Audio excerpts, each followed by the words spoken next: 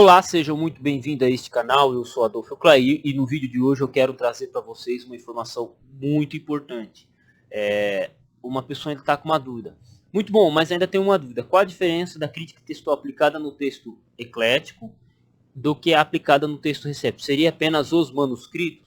Cara, acho que essa é uma boa dúvida, então vou estar respondendo. Então, gente, se inscreve nesse canal, assina as notificações. Na descrição do vídeo você vai encontrar meu curso de grego e também um bacharel em teologia. O curso de grego também vem incluso crítica textual. Então, gente, se torna membro aí e vamos a mais um vídeo. Vamos lá. O texto eclético, ele se utiliza de manuscrito, tecnicamente dos manuscritos mais antigos, que é meia dúzia de manuscritos bizantinos, é a base principal do ecletismo, do texto eclético. No caso, 28, ele se utiliza desse, então ele vai utilizar os sinaíticos, os vaticanos, Efraimita, Beza, eles vão dar ênfase a 5, 6 manuscritos principais. Outros fatores também são levados em consideração, por isso que a teoria que reconstrói o Nestle-Aland de 28 é chamada de ecletismo. Ecletismo é o que? É mistura. O que é o eclético? É aquele que mistura as coisas. E qual que é a base do ecletismo? Misturar a evidência manuscritológica, no caso manuscritos mais antigos, com a teoria de evidência interna. Então, tipo assim, quando a base documental deles há uma divergência, eles decidem pela evidência interna. Por isso que é chamado de ecletismo. Elas misturam as coisas. Qual que é a diferença, por exemplo, do ecletismo para o texto majoritário? O texto majoritário, ele baseia pela evidência documental. O que acontece? Então você tem a grande maioria dos manuscritos concordando com determinada leitura, em mais de 90% dos casos. Então, nesse caso, mais de 90% dos casos não há problema. Dentro de 10% lá, dentro do texto majoritário, leva-se em consideração a evidência interna do texto, porém, ela não tem, vamos dizer assim, tanto peso quanto a própria evidência documental em si. O manuscrito é que pesa mais. No caso do ecletismo, não.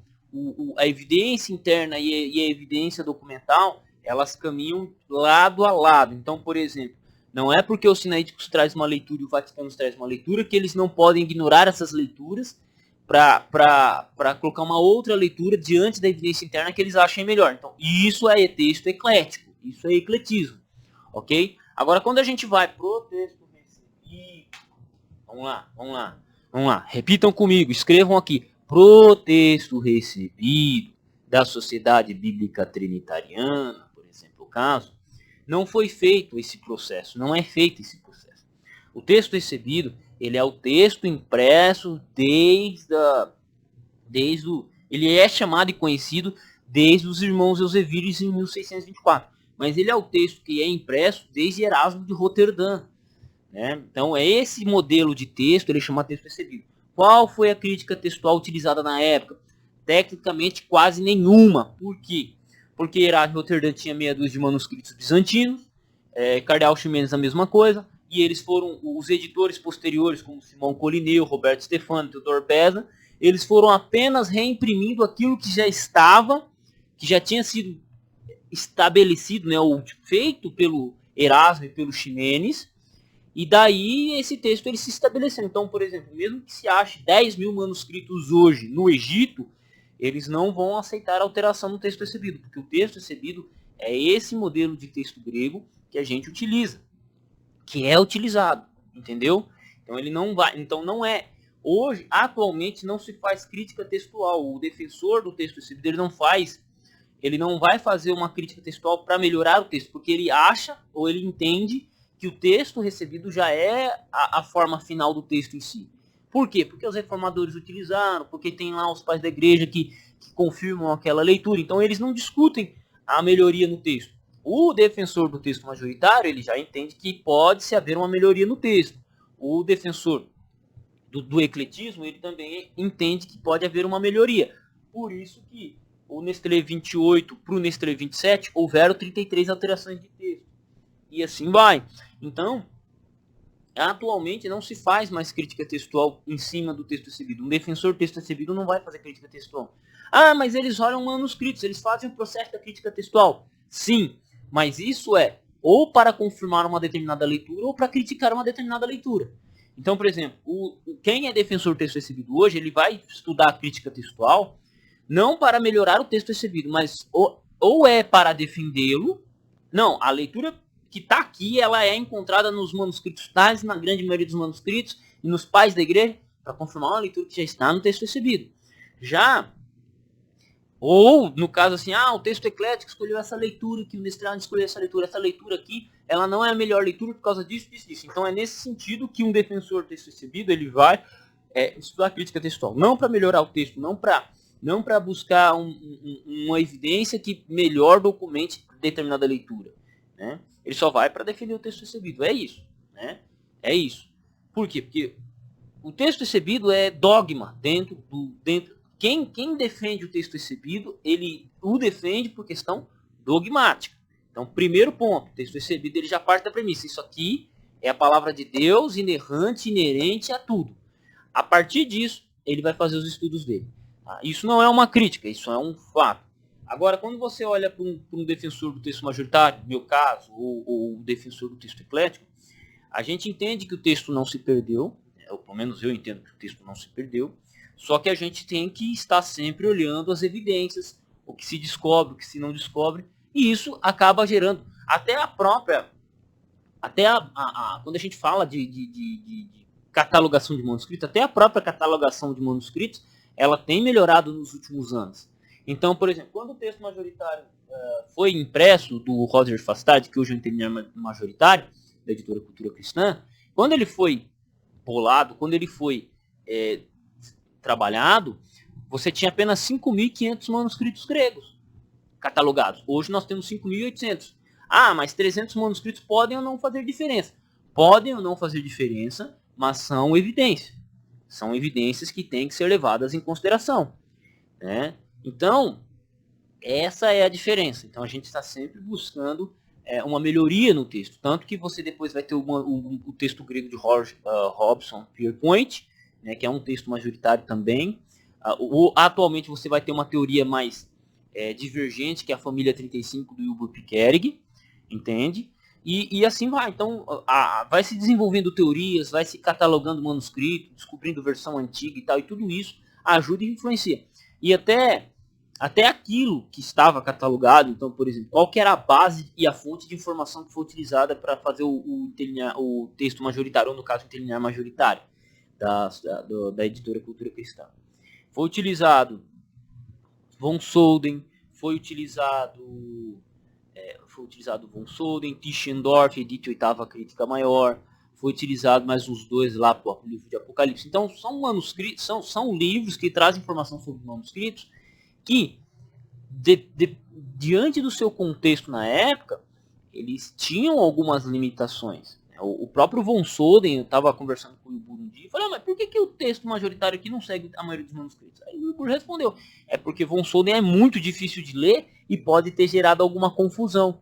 E eu, no meu caso aqui, eu fiz uma correção aqui dentro da família 35 e coloquei a informação correta, né? Então, olha que interessante. Então, a gente precisa ter, né? Nós precisamos ter em noção isso. Né? Já no caso do defensor do texto recebido, não. Esse aqui é o texto recebido, ele parte disso aqui e bola para frente. Eu já vi até gente dizendo assim, os pais da igreja utilizavam o texto recebido.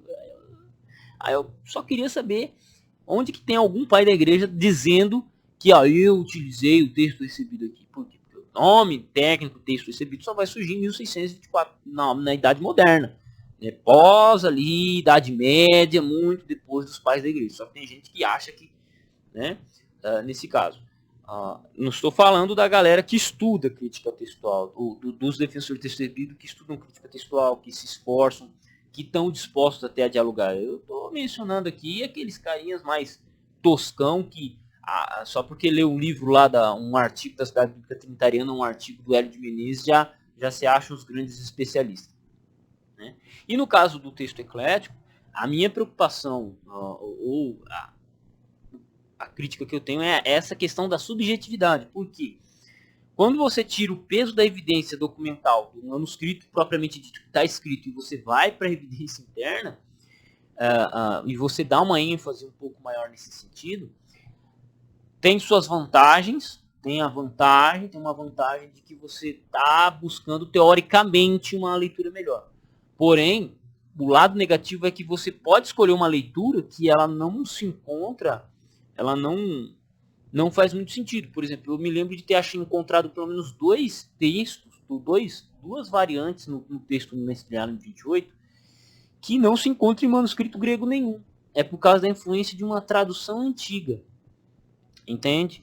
Que é uma... Como que é o nome? Me fugiu o nome da expressão, né? É uma expressão... Tem uma expressão na crítica textual que foge, que é quando uma leitura ela é escolhida sem ter base em manuscrito grego nenhum. Então, para mim é muito estranho. Peraí, eu estou com um texto grego e esse texto grego ele segue uma leitura que não se encontra em manuscrito grego nenhum. Então, para mim é estranho, né? O mesmo ocorre também com o texto recebido. Existem leituras, principalmente nos últimos versos do Apocalipse, que você não vai encontrar manuscrito grego nenhum. Você não encontrará em manuscrito grego nenhum. Já tem vídeo sobre isso. Você não encontrará em manuscrito grego. Por quê? Porque os últimos versos do Apocalipse, eles, por causa do Erasmo, eles foram retraduzidos da Vulgata Latina. E como os textos recebidos são reimpressões do texto de Erasmo, basicamente com poucas alterações, não houve essa correção. E aí, meu amigo, você está lendo um texto que não se encontra em manuscrito grego nenhum. É influenciado pela Vulgata Latina. Então, é isso.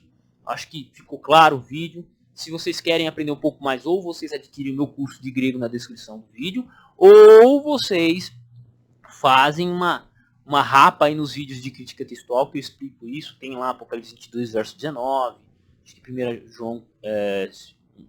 João 5, 7, né, que é a Coma Joanina, e entre outras, nesse sentido, beleza? Mas é isso. Deus abençoe vocês. Gostei muito da pergunta, achei fascinante. Torne-se aluno ou torne-se membro. E tamo junto, campo de batalha. Já que você chegou neste momento do vídeo, peço que você se torne membro do canal, tá? Se torne membro do canal para a gente continuar produzindo o nosso trabalho. Também na descrição dos vídeos aqui você encontrará meu curso de grego e crítica textual. É o primeiro link na descrição. Também encontrará um bacharel em teologia. E se você simplesmente gosta do meu trabalho e... Não, só quero te ajudar, Adolfo. Então, na descrição do vídeo você encontra o meu telefone para que você possa fazer uma doação via Pix, né? O número de telefone meu é o meu Pix. Então, muito obrigado por tudo. Deus lhe abençoe e até o próximo vídeo.